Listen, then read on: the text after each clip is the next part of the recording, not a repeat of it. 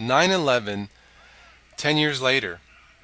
Hi, everybody, and thank you for joining me on this very special screencast. It's special, at least for me, because I was actually born in Brooklyn, in New York City. I remember as a kid in one of the places that we lived, looking out one of the windows at night.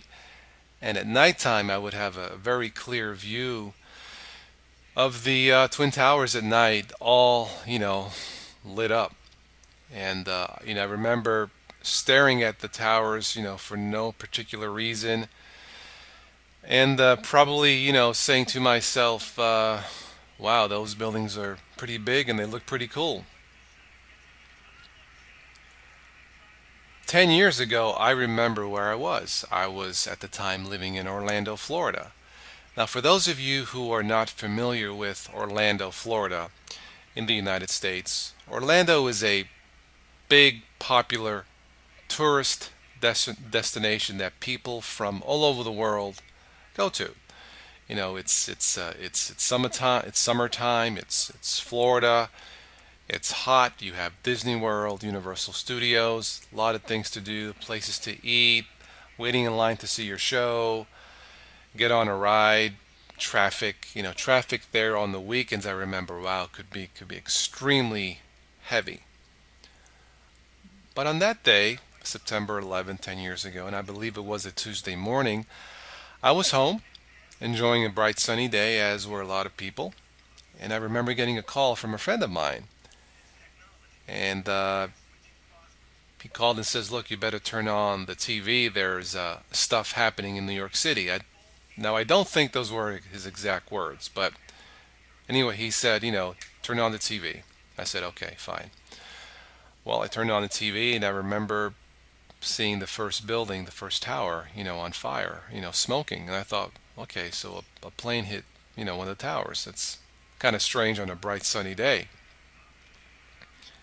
It really wasn't until the second plane hit that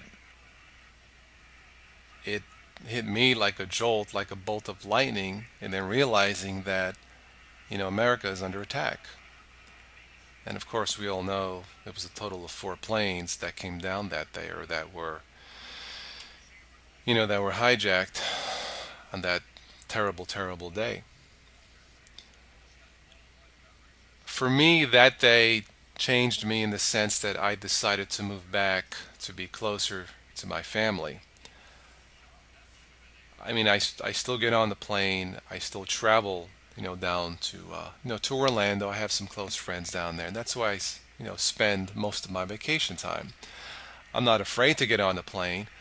Um, I think I'm more, aware of my surroundings, of what's going on, and it is kind of a pain to wait in line through the checkpoints. But I understand, it's something that has to be done.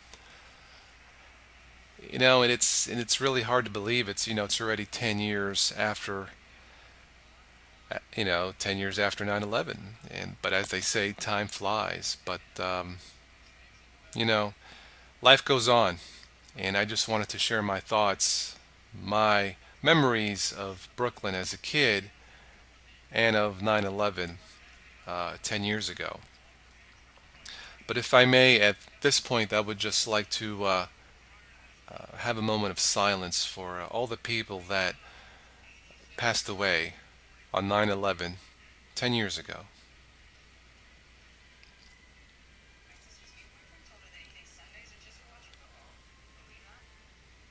I hope that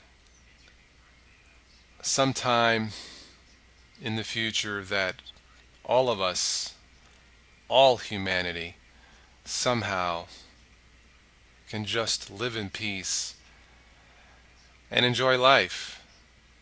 That's my dream, and I hope, somehow we will have that sometime in the future as I like to end most of my screencasts.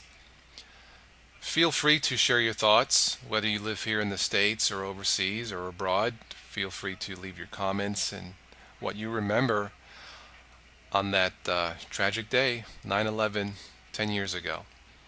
Thank you for your time. Thanks for watching, and as always, I will catch you sometime in the future. Thanks.